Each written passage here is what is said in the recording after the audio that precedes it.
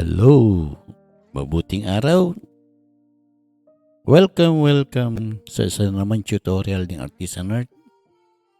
Ano naman tong tutorial natin guys? Ipapakita ko lang sa inyo guys kung paano ako mag-edit ng 360 degree video or LRB files. So bago tayo mag-upisa guys, mag-i-intro muna tayo. Yahoo!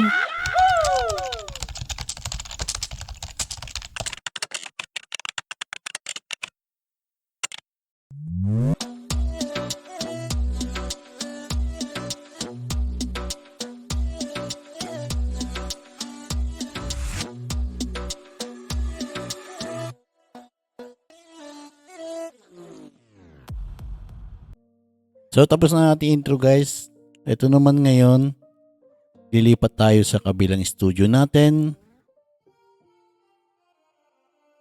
para maipakita ko sa inyo paano ang paggawa or pag-edit ng 360 degree videos.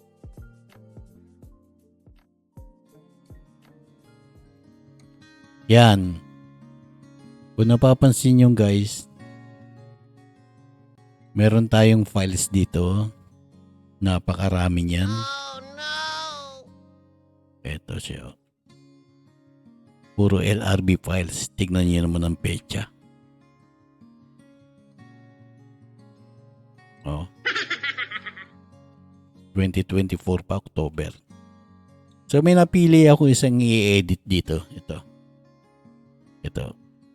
So ating bubuksan.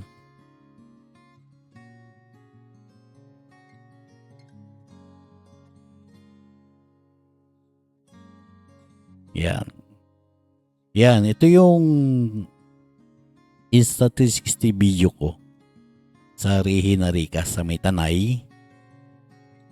So bago natin umpisahan to guys, atin munang titignan kung malinaw siya hindi. Okay? Yung kanya mga saturation or kanya-kanya mga kulay. So umpisahan natin guys dito sa taas. Yan. Dapat siya naka-direction lock at naka-flow state stabilization siya para hindi malikot. Yan. Okay? And then sa bandang baba, ito kung yung gumagamit tayo ng mga lens guard para sa safetyness ng ating camera. Since nung nagbibideo ko, hindi naman ako gumagamit ng lens guard. At pag nasa ilalim tayo ng tubig, meron tayong mga invisible dive keys. Ayan. Okay? Depende kung anong gamit nating invisible dive keys or kung nasaan tayo. Bawa sa ibabaw ng tubig, mababaw lang sa ilalim. Yan. Okay? And then dito naman, since wala naman tayong ginagamit na ano. Pero sa stitching guys, dito may stitching siya kasi dalawang camera niyan eh. Ini-stitch niya, tinatahi niya para magmukha siyang 360. Okay, ito ginagamit ko yung stitching dynamic. Okay, tapos dito tayo. Ito, color optimization. Okay, meron tayo ritong color plus, clarity plus, at pwede natin adjust. Ito guys, na-i-adjust ko na itong mga to. Adjusted na yan. Okay. So ilalagay natin ang color plus niya. At sa ilalim guys, sa ilalim meron siyang motion ND. At tong isa color restoration aqua vision. Parang tama ba? Then i-click natin tong motion ND. Gagana yan after na ating pag-edit ng video.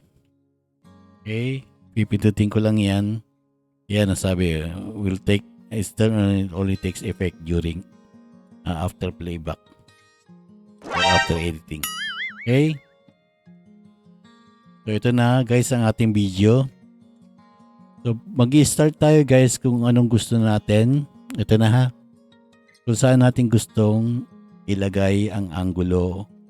Yan. Gusto nyo sa sarili nyo o sa malayo. I-drag nyo lang itong mouse kung PC ang gamit ha. Hindi ko pa ako marunong nito sa cellphone kasi hindi ko talaga ako nagsi-cellphone sa editing. Puro sa computer. Okay? So, since andito ako, yan, nakapikit pa nga.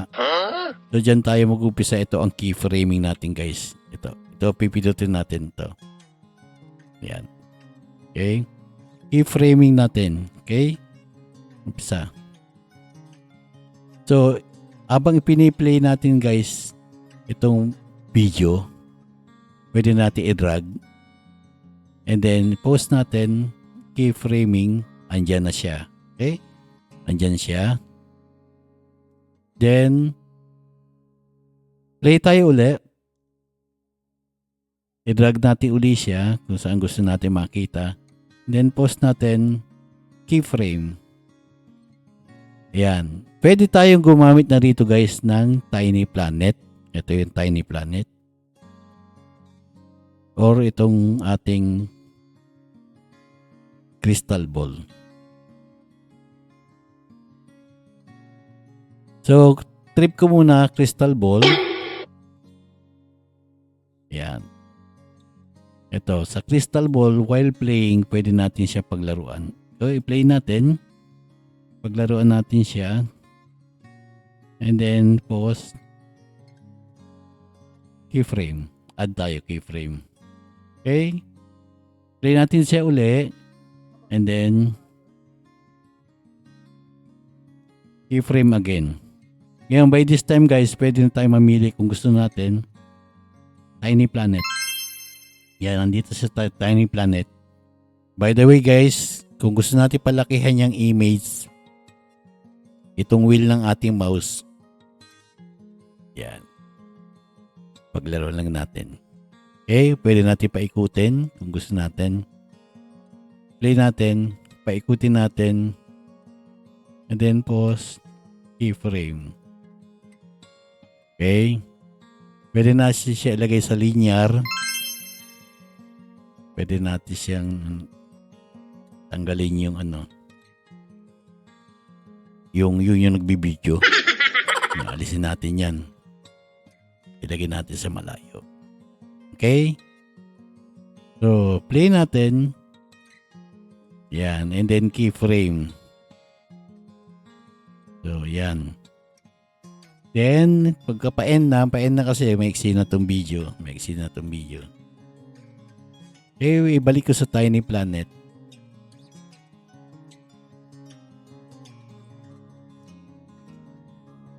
Yan. Okay, play ko siya and then keyframe. Tapos na. Pwede natin siya ibalik sa linear. Ultra, kitang-kita naman ang mukha ko. Tayo na natin ang video. Dali natin sa malayo. Yan. Okay. I-play natin. Ayan, okay na. Bumalik na siya sa umpisa. By the way nga pala dito sa dulo, guys. Ito, nilagay ko yung cursor. Pwede natin putulin yan. Ito, kung nakikita nyo to. Kung saan huminto yung cursor, yung kulay puti, pwede natin putulin. Okay, yan, naputol na siya. Hanggang dyan na lang yung video. So, i-play natin uli. Kina natin.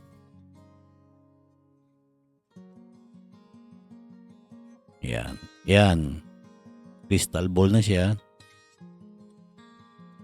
Then, i-roll natin yan. Yan. Naging Tiny Planet naman siya. Sandali lang yung Tiny Planet natin. And then, yun, umikot siya. Yun, nahilo kayo. Yan. Pwede natin bagalan yan kung gusto natin. Ngayon, guys, kung nakikita niyo itong export sa taas, kung gusto natin yan na gawa nating video, na edit, na reframe natin, reframe tawag dyan, pwede tayo mag-export. So, akin nang i-export. And then, pwede mo siyang ilagay sa files mo or kung meron kayong cloud, yan, pwede naman na natin ilagay doon. And then, pwede naman natin siyang ordinaryong video lang, MP4 or ito, 360 video. Ngayon, papalitan na natin ang pangalan nito. Rihina, Rika. Nag-edit na ako kanina, pangatlo na to. So, gagawin ko siyang Rihina, Rika 3. Tapos, kung saan siya papunta, after ng export, yan, papunta siya sa drive D ko. Pwede mo siyang palitan. Oh, yan. Kung saan siya pupunta. Change. Pero hindi na, dyan na ako kumukuha, dyan na ako naglalagay. And then, sa bitrate, sa preset parameters, wag natin galawin to guys. Ito na lang sa bitrate 25 Mbps, tapos ating resolution is 1080p. Okay? Tapos i-format niya sa H.264 or H.265 or ProRes 422LT, ProRes 422, kung anong piliin natin. Pero ako pinipili ko itong H.264. H.264. Okay? Pwede natin, kung gusto pa natin mag-edit ng marami pang video, add lang natin sa queue or pwede natin diretsa export para makita nyo. Yan. Kung napapansin nyo guys sa taas, ito, dyan mapupunta ang ating video. Dyan makikita kung patapos na. Okay, so bubuksan ko to. Ayan siya. Yan. Nag-workout na siya. So, hintayin lang natin siya. Sandali lang naman to. Shoutout pala sa Team Alright, Team Ecol. So, matatapos na siya guys. Mamayang konti. Kung napapansin niyo ito, dito natin siya kukunin. Okay? Pupunta muna siya rito bago doon. Dito muna bago dito. Okay? Yan, natapos na. Yun, tumunog na siya. Punta natin to export record.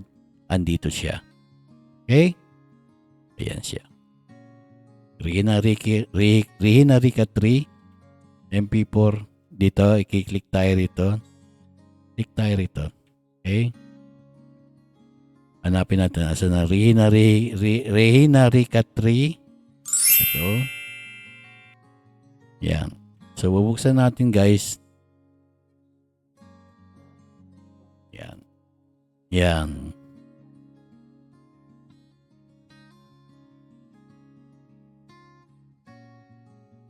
Yan ang resulta ng ating na-reframe.